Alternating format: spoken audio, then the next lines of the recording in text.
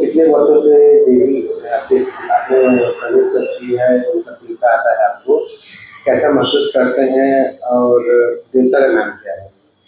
देखिए, हमारे आदिवासी संस्कृति और परंपरा में अनेक लोगों को देवी आता है और उसी परंपरा के अनुसार जो हमारा धनोरा में खंडा मुदिया है, खंडा डोकरा आंगा है, वो हमारा देव मंडा है और उसी के अंतर्गत जो बूढ़ी माता है वो मुझे देवी के रूप में आता है और पिछले 15-20 साल से मुझे देवी आता है। क्षेत्रवासियों के लिए क्या संदेश देना चाहते हैं, जिससे देवता आता है तो आप उनके शादी की कुछ मनोकामना माँ से प्रार्थना करते होंगे आप? देखिए, देवी देवता का काम क्षेत्र में उन्नति करना, तरक्की करना ही होता है।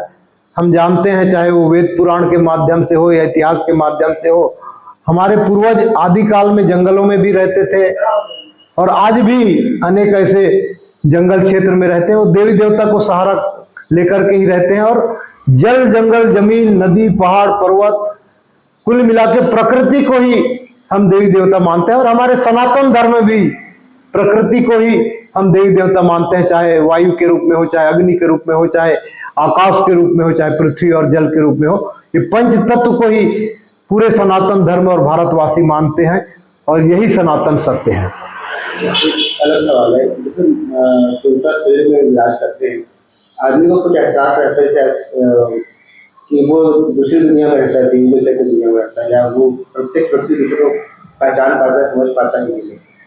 ये तो समझ पाना मुश्किल है, क्योंकि जब किसी व्यक्ति का आत्मा का परमात्मा से जो लिंक जुड़ जाता है, उसी प्रकार से जो देवी देवताओं के संपर्क हो जाता है व्यक्ति के शरीर में, उसका जो अंश आता है, तो उस बात को व्यक्त करना मुश्किल है, क्योंकि उस समय आदमी उसी के वश में रहता है। और आप सब जानते हैं और दुनिया जानती है कि जो प्रकृति की शक्ति है उसके सामने मनुष्य नगण्य है, क्योंकि सनातन सत्य जो है ईश्वर है। हम सब जब आदमी अंतिम यात्रा के लिए जाता है तो कहते हैं कि विधि के विधान के सामने हम सब नतमस्तक हैं। वास्तव में दुनिया को बनाने वाला ने अद्भुत तरीका से दुनिया को बनाया है और हमारे जो पूर्वज, जो हमारे प्रमुख लोग जो रीति रिवाज और परंपरा बनाए हैं, उन्हीं को पालन करते हैं।